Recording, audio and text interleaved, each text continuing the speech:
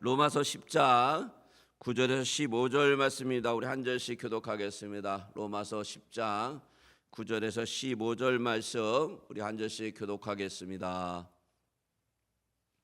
제가 9절 읽습니다. 내가 만일 내 입으로 예수를 주로 시인하며 또 하나님께서 그를 죽은 자 가운데서 살리신 것을 내 마음이 믿으면 구원을 받으리라. 사람이 마음으로 믿어 의에 이르고 입으로 시인하여 구원에 이르니라. 성경에 이르되 누구든지 그를 믿는 자는 부끄러움을 당하지 아니하리라 하니 유대인이나 헬라인이나 차별이 없음이라. 한 분이신 주께서 모든 사람의 주가 되사 그를 부르는 모든 사람에게 부여하시도다. 누구든지 주의 이름을 부르는 자는 구원을 받으리라.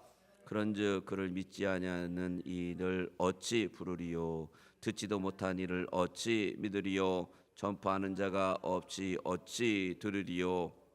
15절 같이 읽겠습니다. 시작. 보내심을 받지 아니하였으면 어찌 전파하리요? 기록된 바 아름답도다. 좋은 소식을 전하는 자들의 발이여 함과 같으니라. 아멘.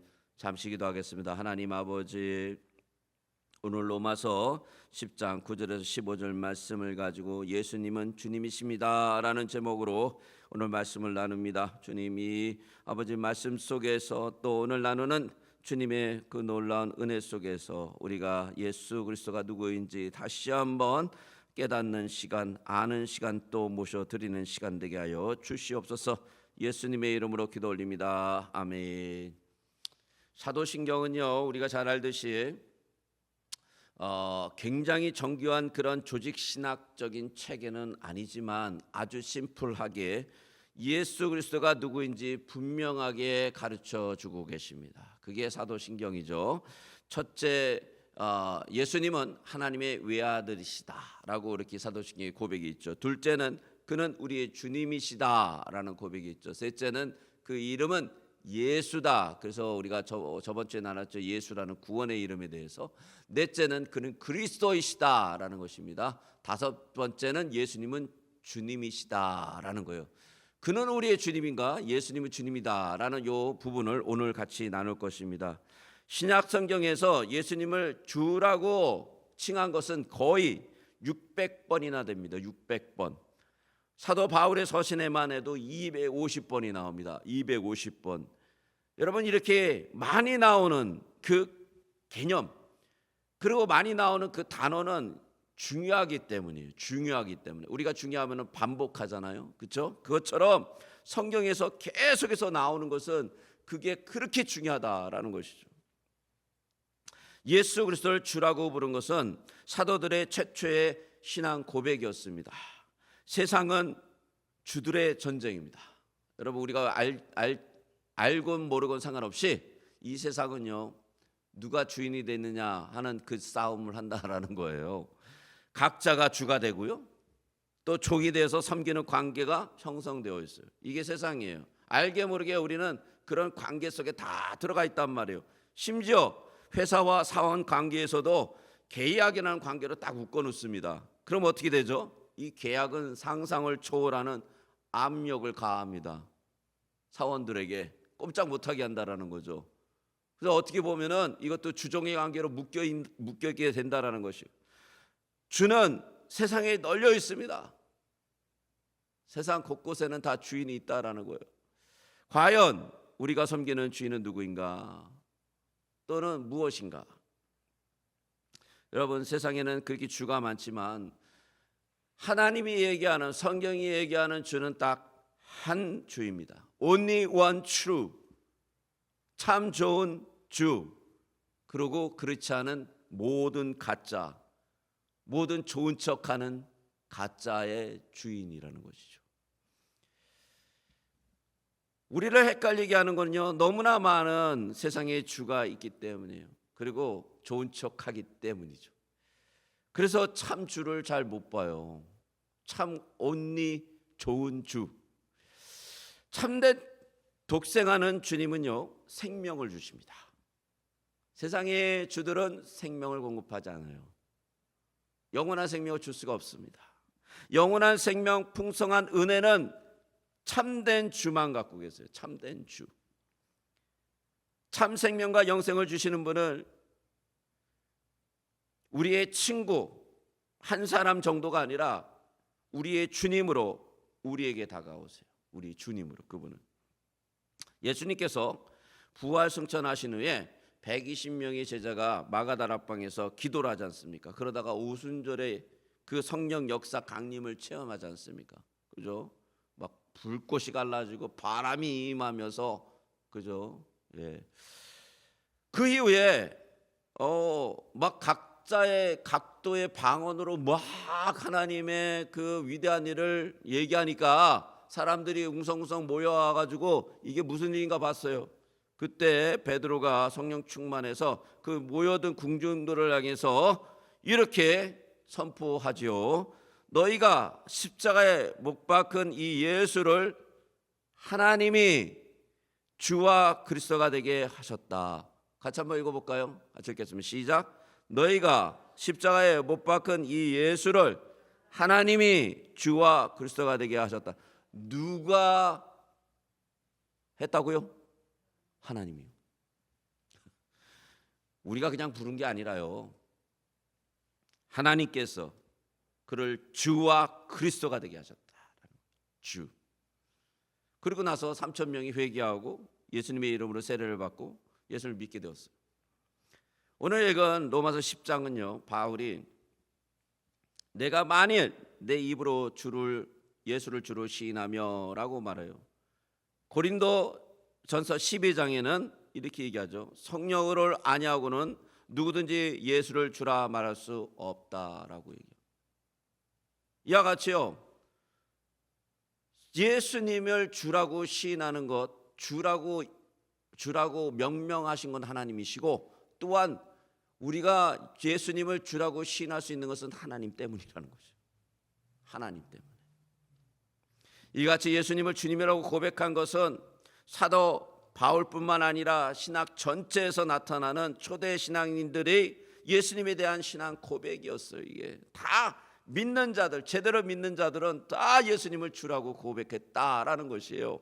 도마는 부활해서 예수님을 보고 요한복음 20장 28절에 이렇게 고백하죠. 우리 같이 한번 읽어볼까요? 시작. 나의 주님이시오 나의 하나님이시다. 아주 재밌는 표현이죠. 나의 주님 이꼴 나의 하나님. 주님이 하나님이시다, 하나님이 주님이시다 라는 표현이에요. 자, 예수님은요 우리의 주인이십니다. 예수님이 주인이시다는 이 고백에는요 몇 가지 깊은 뜻이 있어요. 첫째는 예수님이 우리의 주인이시다라는 거. 우리 주인. 예수님이 우리의 몸과 마음과 영혼의 소유자라는 거예요. 소유자.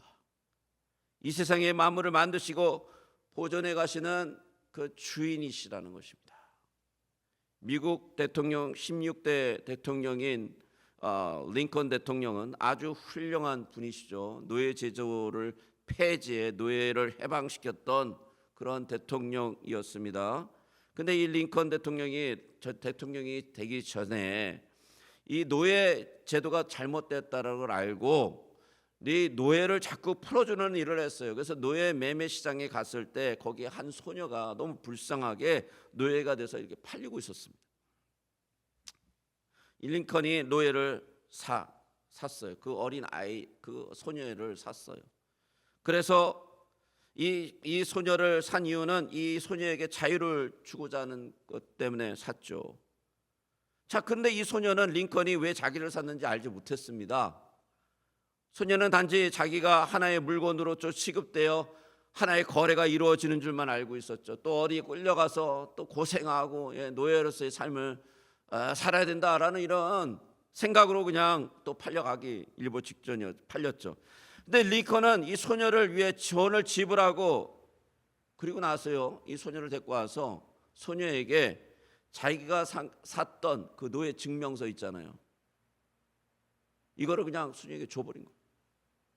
소녀는 무슨 일이 일어나는지 모르고 있습니다. 너무나 충격을 받은 거죠.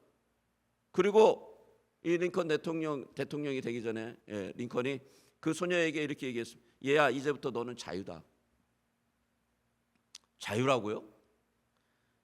그래, 너는 내가 하고 싶은 것 어느 것도 하고 할 수 있고 네가 갈 곳 어디든지 갈 수 있다.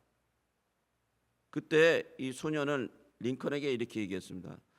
내가 어느 곳으로도 갈 수 있다면 나는 당신 곁에 머물러 있으면서 죽을 때까지 당신을 섬기겠습니다. 왜 그랬을까요, 이 소녀가? 그 어느 것도요, 참된 주인이 없는 거예요. 생각해 보십시오. 그 당시에 그 노예 제도가 만행할 때 이 소녀가 과연 어디 가서 자유를 느끼겠습니까? 참 자유는요, 참 주인을 제대로 만났을 때 자유를 느끼는 거죠. 법적으로 그 소녀는 자유로웠지만 그녀는 기꺼이 링컨을 좋아하고 링컨을 사랑하고 링컨의 종이 되기를 자처했다라는 거예요. 예수님을 우리가 주님이라고 고백하는 것은 이와 같습니다. 죄와 노예로부터 풀려나 자유인이 되었지만 예수님이 아니고 다른 데 가면요, 또 죄와 노예가 되어버리는 거예요. 어디 풀려났다고 자유롭게 사는 게 아니라는 거죠. 죄가 얼마나 스물스물 우리에게 다가옵니까? 얼마나 우리가 쉽게 죄에게 등락당합니까? 우리가 해방되었다고요? 아니요. 참 주인이 없으면요, 우리는 다른 것의 노예가 되어버린다. 악독한 것들에 하나님의 은혜와 사랑으로 그의 소유물이 된다라는 것이 참 자유를 느끼는 거죠. 거기서 참 평화를 경험하는 것입니다. 사도 바울은 로마서 14장 8절에 그래서 이렇게 고백합니다. 우리 같이 한번 읽어볼까요? 같이 읽겠습니다. 시작. 우리가 살아도 주를 위하여 살고 죽어도 주를 위하여 죽나니 그러므로 사나 죽으나 우리가 주의 것이로다. 여러분, 이게 진짜 그리스도인의 자유 헌장이에요. 근데 이걸 잘 모르고요, 이게 속박이라고 생각합니다. 그게 아니라는 것이죠. 절대 속박이 아니라는 거예요. 주님 앞에 들어가면 들어갈수록 우리 뭘 느껴요? 예수 그리스도의 사랑, 예수 그리스도의 은혜, 주의 풍만함을 느낀다라는, 거기서 참 자유를 경험할 수 있다라는 것이죠. 근데 우리 거꾸로 생각해요. 주님의 일을 하면 속박당하고 주님 앞에 예배 들어오면 힘들고, 잘못 알고 있다라는 것이죠. 잘못 알고 있다. 주님 앞에 오면요, 참 자유가 역사될 줄 믿습니다. 아멘. 한 분이 아멘 해주세요. 감사합니다. 다른 분들 속으로 아멘 하셨죠? 예, 그렇어요. 저는 아멘 하고 속으로 정말 아멘 합니다. 그렇습니다. 사랑하는 벨리 중앙장로교회 성도 여러분, 예수 그리스도는 죄로부터 자유와 해방을 위해서 십자가 위에서 값비싼 대가를 치르고 우리를 사셨습니다. 그러므로 그리스도인은 그리스도의 소유물입니다. 그리스도인은 그리스도께 소속되어 있으며 예수 그리스도는 그리스도인을 자기 마음대로 할 수 있는 권한을 가지고 계십니다. 그러나 그분은요, 그 권한을 마음대로 사용하시는 분이 아니에요. 왜냐하면 링컨과 같은 분이기 때문에, 참 자유를 주시기 때문에 기다리는 거예요. 참는 거예요. 인내하는 거예요. 속이 터지고 문드러져도 끝까지 기다리는 것입니다. 그게 주님이잖아요. 그 은혜로 우리가 구원받았잖아요. 근데 그 은혜가 계속 된다라는 거예요.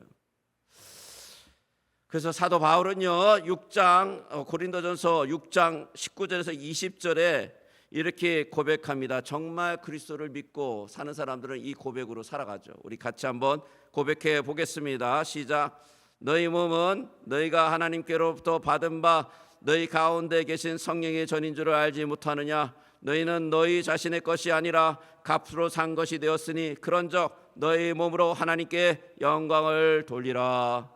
그렇습니다. 그리스도인들은 현재 미래 오직 그분 안에서, 그분 안에 역사하네, 우리의 삶이 그분의 안에 갇혀 있는 것이고 그분의 영광을 위해서 살게 되어 있다라는 것이에요. 그리스도인들에게 주인은 오직 예수 그리스도 한 분입니다. 돈도 아닙니다. 명예도 아닙니다. 관계도 아닙니다. 자식도 아니에요. 예수 그리스도가 우리의 주인이십니다. 이 고백으로 살아야 됩니다. 이 고백으로 살 때 우리의 삶이 주님의 그 놀라운 은혜와 그 인도하심으로 이끄심을 받는 거예요. 근데 우리는 맨날 다른 것에 묶여 있어요. 다른 것에 종이 된단 말이죠. 관계에 종이 되고, 돈에 종이 되고, 세상에 종이 되고.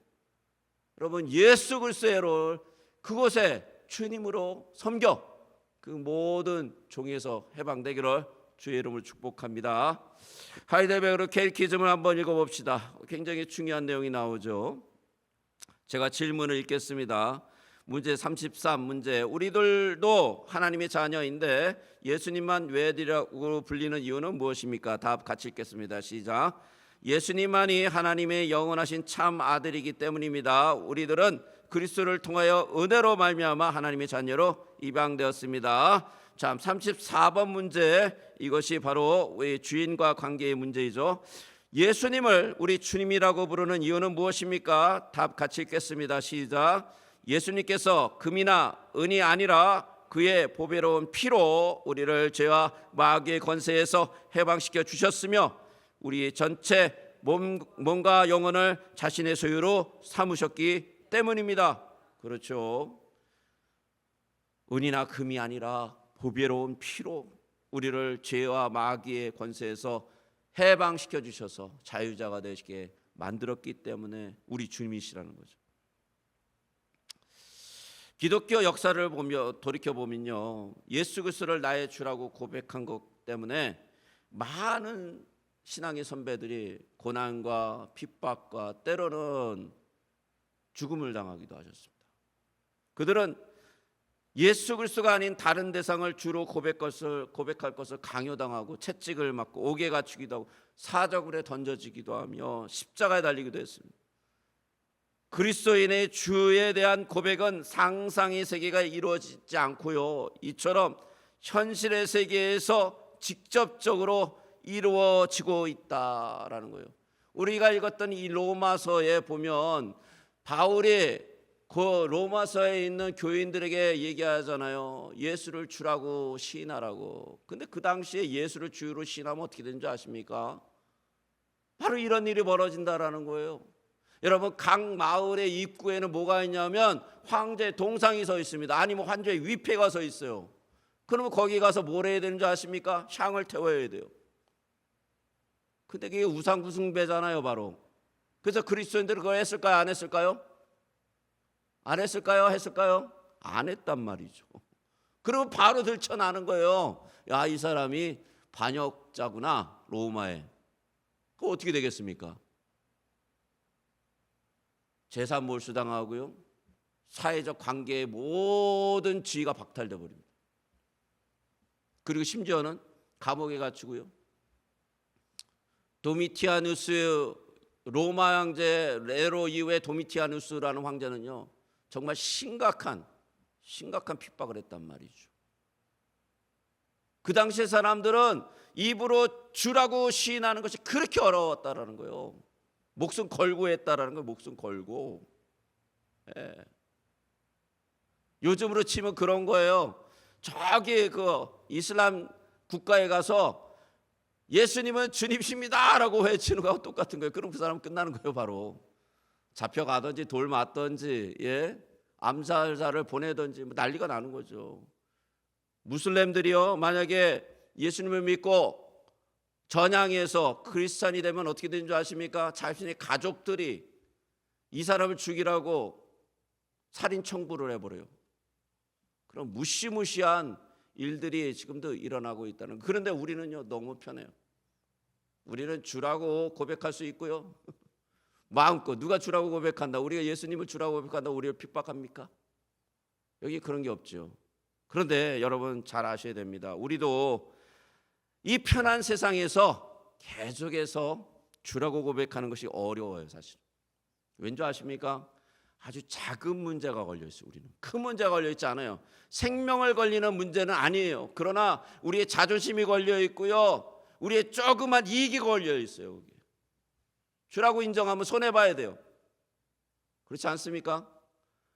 예수님을 나의 주라고, 내가 크리스찬이라고 나오면 관계에서 손해를 봐야 돼요. 억울해도 참아야 돼요. 참, 예수님을 주라고 고백하는 게 이게 쉽지 않다라는 것입니다. 여러분, 쉽지 않아요. 삶에서. 그러나 예수님을 주라고 고백하는 그 믿음에는요, 예수님이 인정해 주시고요, 예수님이 이끌어 주시고, 예수님이 주인으로서 만왕의 만군의 주 창조주 하나님께서 여러분의 인생을 끌어주신다라는 거예요. 왜냐하면 주인이시니까. 주인은 책임이 있거든요. 책임이 있잖아요. 어느 정도 책임을 지셨습니까? 자신의 생명을 다 내놓기까지 책임지신 분 아닙니까? 근데 그분을 우리가 주인하고 인정 못한다면 말이 안 된다는 얘기죠. 예수님은요, 우리가 주인이라고 인정할 수밖에 없는 그런 권위와 그런 능력을 갖고 계세요. 우리 이것만 살펴보고 우리 기도하겠습니다. 예수님이 하나님이시기 때문에요. 예수님께서 주님이시다라는 이 말을 하나님이라는 의미예요. 하나님. 도마가 고백했잖아요. 주는 하나님이시고 주님이시고 하나님이시다. 이 주라는 말의 헬라어는 퀴리오스. 아주 많이 들어봤을 거예요. 퀴리오스 도미네라는 이 단어는 굉장히 유명하죠. 베드로가 로마에서 도망쳐 나오다가 주님이 로마로 들어가니까 주님을 바라보고 주님 어디로 가십니까? 퀴리오스 도미네 하고 얘기하죠. 그러니까 주님이 뭐라 그러냐면 난 로마로 가서 십자가에 못 박혀. 로마로 가서 나는 핍박받고 들어간다. 그러니까 베드로가 다시 마음을 바꿔가지고 로마로 들어가서 거꾸로 십자가에 못 박혔다라는 그런 이 설이 있잖아요. 거기서 나오는 퀴리오스예요. 근데 이 헬라 로마 시대 때는 이 퀴리오스라는 단어는요, 최고의 권위, 지배자, 귀하라는 뜻이 있습니다. 이 퀴리오스에는 최고의 존경과 예의를 갖춰서 다른 사람을 부르는 일반적인 호칭이었어요, 사실. 그래서 영어로는 Sir, 불어로는 저는 어떻게 읽는지 모르겠습니다. 불어를 Monsieur 뭐 이렇게 읽겠죠. 독일어로는 Her라고 읽었다라는 거예요. 이 퀴리오스는 소유주를 의미해요. 소유주. 그래서 복음서에 보면은 포도원의 주인을 퀴리오스라고 부르고요, 나귀의 주인을 퀴리오스라고 부릅니다. 기억나시죠? 나귀를 타시고 들어가시잖아요. 예. 이 퀴리오스란 말은 그래서 소유주라는 뜻이 있어요. 소유주. 이 퀴리오스는요, 종과 반대되는 개념으로 마스터, 주인이라는 뜻이 있죠. 마스터. 예, 마태복음 6장에 보면은 6장 4절 두 주인 섬길 수 없다. 우리가 저번 주에 나눴죠. 두 주인. 그때 마스터죠. 예. 바울은 노예를 거느린 주인들에게 성도로서 합당한 삶을 살 것을 요구했습니다. 바울은 주인 퀴리오스에게 종을 돌보며 예수께서 자신의 주인임을 기억하라고 권면도 했습니다. 여기서 예수님은 다 주인 퀴리오스로 표현되고 있죠. 이 퀴리오스는 가장의 가장을 나타내기도 합니다. 후견인.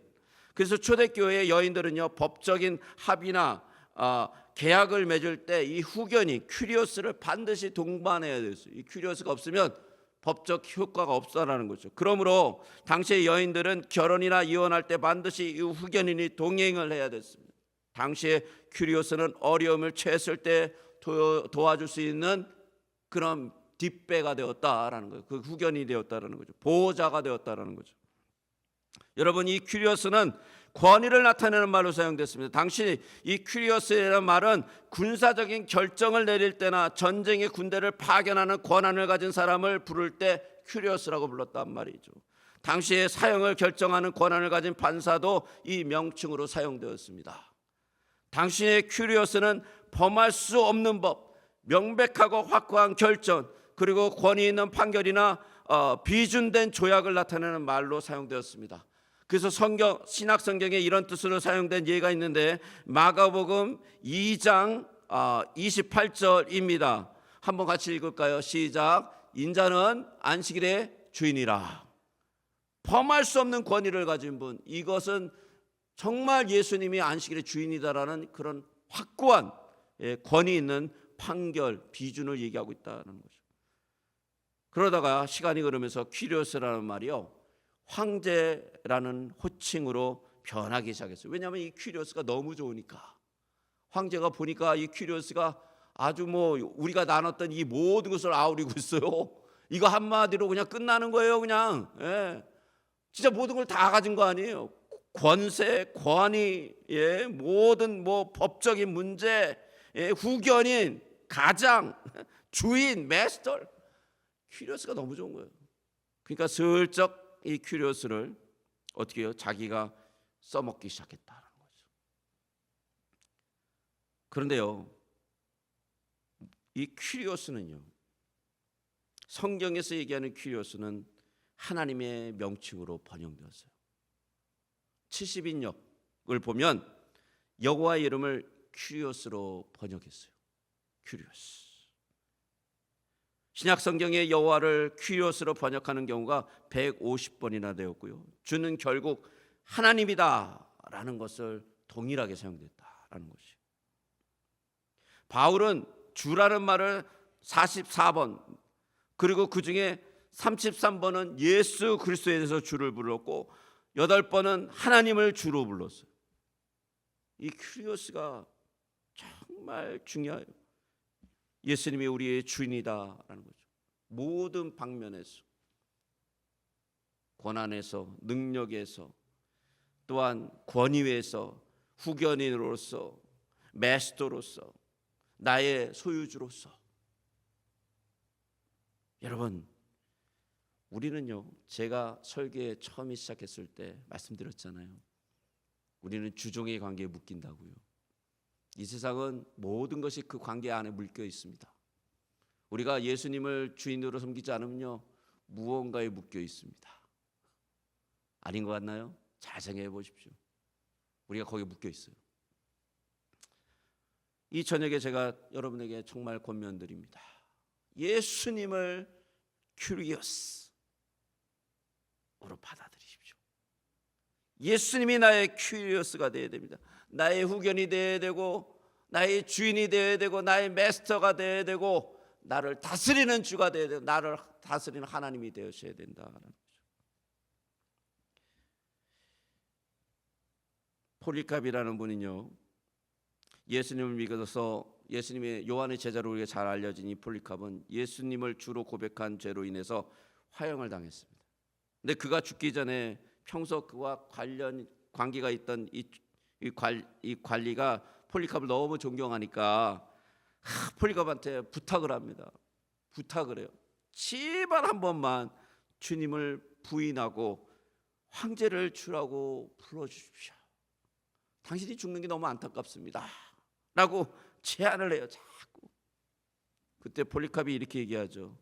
내 평생 동안 주님이 나를 단 한 번도 부인한 적이 없는데 내가 어찌 주님을 부인하겠습니까? 주님이 나를 한 번도 부인한 적이 없대요. 그럼 어떻습니까? 우리의 삶을 한번 살펴보십시오. 주님이 여러분을 한 번도 부인한 적이 있습니까? 없습니다. 주님이 끝까지 우리를 붙잡죠. 우리는 다 마음이 무너지고요, 다 마음이 상해가지고 절망하고 좌절하고 완전히 다 끝났어요. 그런데 주님이 거기서 세워 일으키시잖아요. 붙잡아서요. 그죠? 주님은 우리를 다 한 번도 부정한 적이 없단 말이죠.